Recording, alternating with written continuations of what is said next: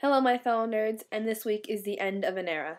Now, I've refrained to talk about Harry Potter on this vlog since, well, the beginning of it, because I knew in July we would definitely have a week for Harry Potter when the movie came out, and this week is this week. First off, I'd like to say, I'm not doing this on Tuesday, I'm doing this on Friday morning at 1 a.m. because I'm having my, oh god, it just hit me that Harry Potter is actually ending moment that I've been trying to ignore for the past couple months or so. And now this night is just a whole lot of emotions and stuff, so I thought I'd get it over with now so I don't have to feel the emotional turmoil and pain again on Tuesday. I already talked about this on my Tumblr. If you don't follow us, follow me or any of us for the nerds from Tumblr, then you probably haven't heard this post yet, and if you're from Tumblr, you've seen it already, I'm so sorry. But this is the only way I can actually comprehensively tell you what Harry Potter means to me. It's the fullest and longest way I've ever tried to explain it to anybody else before, and I've never been able to put it into words before, and I thought I'd actually, try for this week to get it out of my system and actually try to put it into words. Apologize in advance. I'm probably going to start tearing up, maybe even break down while I make this video. Harry Potter and the Girl Who Made It. Harry Potter and the Sorcerer's Stone came out in 1997 when I was just 2 years old. My mom originally bought the book for my brother since he was 9 at the time, and my brother didn't like it, so she decided it'd be a good thing to read to me when I went to bed every night. When I was that young, my mom and dad were still together, still married, and I still lived in the house my dad lives in today. Still lives in, I mean. And I had an actual family. Unfortunately, when I was that little, I didn't really have a lot of friends, even in preschool, and the 20 kids that I invited to my 4th birthday party, none of them came, just to toss it in there. And my brother wasn't very nice to me either. Every night before I went to bed, my mom would read me a chapter from the book, and I would get lost in the world of Harry. Hogwarts was where I had friends. Hogwarts was home. Then 1999 comes along. My parents get a divorce, and I didn't really know why I was being taken away from Daddy, or why my mom and my brother and I were moving without him, and I didn't understand what was going on. Then 1999 comes along. My parents get a divorce, and I didn't really know why I was being taken away from Daddy, or why my mom and my brother and I were moving without him, and I didn't understand what was going on. Harry Potter was the one thing I took solace in. I begged my mom to read more and more and more since Chamber of Secrets had just come out, and then I moved to the town where I live now, and then I went to kindergarten, and all the kids somehow already knew each other, and I was the new girl, and no one really wanted to be friends with the new girl, and instead of going to school every day, I'd imagine I was going to Hogwarts instead. And when I got home, Harry, Ron, and Hermione were the closest things I had to friends. In fact, they were my friends. I'd pretend my house was Hogwarts too, and I remember making every headroom in the house a different classroom, and my dining room was the Great Hall, and the kitchen was the potions classroom, my mom's room was the transfiguration room, and my room was the Ravenclaw dormitory. And even at 5, I declared myself a Ravenclaw. Things move along to my life, my best friends still being Harry, Ron, and Hermione, and then I actually started to make friends in real life in elementary school. Next thing you know, they started to make movies about the books. Midnight, November 4th, 2001, my mom takes me to go see the movie. I remember at the very end telling my mom everything they messed up, and I was ranting and raving about the movie, and for weeks, I did not shut up about this movie. Thankfully enough, my mom has loved the series along with me, and we bond over it, and it's one of the big things that keep me close to my mom, especially now, and I'll get to that part. Later on in elementary school in 6th grade, 3 of my grandparents died. I was a nervous wreck for months, and what was the only thing that kept me happy during that time? Harry Potter. And then came my eye tumor and the 3 years of being in and out of hospitals and MRI rooms, and what was the main thing that got me through it? Harry Potter. Having to be in those hospitals and not knowing what was wrong with me was the most scared I've ever been in my entire life. I didn't know if I had cancer. I didn't know if I had neurofibromatosis. I didn't know anything. I didn't know if I was going to die or if I was going to live. I was in the dark, but Harry was there to help me through it.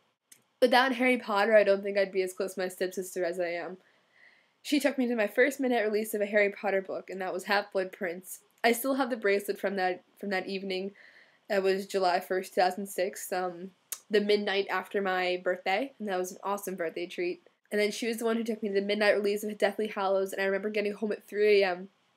because of how long I stood in line for the book, and I just put the book on the shelf next to all the other Harry Potter books, and I just broke down. My friends had all grown up. They had defeated the most evil wizard in all of wizarding history, and they had lost their friends and parents and children, and I stuck with them. I stuck with Harry and all of them to the very end. And without them, I don't think I would have made it through all the things I've had to go through in my life. I don't think I would have stuck to the very end. And now, more than ever, I needed Harry, Ron, and Hermione. My mom and my stepdad are going through a divorce. It'll be the second one I've gone through my entire life. My mom was losing her job, and if she doesn't find a new one, well, we're basically screwed. I don't even have enough money to buy a new house or even rent one if she doesn't get one, and we might be homeless. And with the end of Harry Potter drawing closer and closer every day, I've never held on to my closest and longest friends as much as I have before. I don't think without them I would make it through this. I really don't. Without Harry Potter, I wouldn't be as strong as I am today. I wouldn't have gotten into art. I wouldn't be the friends with certain people. I wouldn't be as close to my stepsister, I wouldn't be as close to my mom, and I wouldn't have the will to hang on for this long. I may not have the most merchandise, I may not have been in every midnight release of every book and every movie, I may not talk about Harry Potter every second of my life, but goddamn if this series doesn't mean the world to me. It's the one thing that has always been the one constant in my crazy and unstable life. So thank you J.K. Rowling, Harry Potter, Ron, Hermione, Ravenclaw, Hogwarts, my home away from home, the cast of the movies, and everyone I've met and bonded over Harry Potter with. Thank you for everything you've helped me achieve and done for me when I was in the darkest of times. Harry, Ron, Hermione, you're my oldest friends. This is the one friendship I never want to let go of. I've stuck to Harry till the very end, and he'll stick with me till the very end of mine. I really wanted to end that video on an emotional and dramatic note, but unfortunately due to all the mistakes I made and all the things I wanted to say but didn't, I'm adding extra after editing footage and stuff. First off, a correction. Half-Blood Prince did not come out on July 21st, 2006. That was Deathly Hallows. I got the information wrong. And this is a big picture that I missed. The ending of Harry Potter is just so surreal. This series has been around for 14 years, I want to say. Maybe I might be off. That's amazing. 14 years, it has done so much for so many people. I think the weirdest part about it is there won't be that anticipation for another book or another movie, and there's not going to be anything to look forward to except for Pottermore, and that's kind of like really lame right now. And there's nothing more to look forward to. And that's the thing I'm going to miss most about Harry Potter, I think. Because the characters and the story and just everything about it will stick with me for the rest of my life.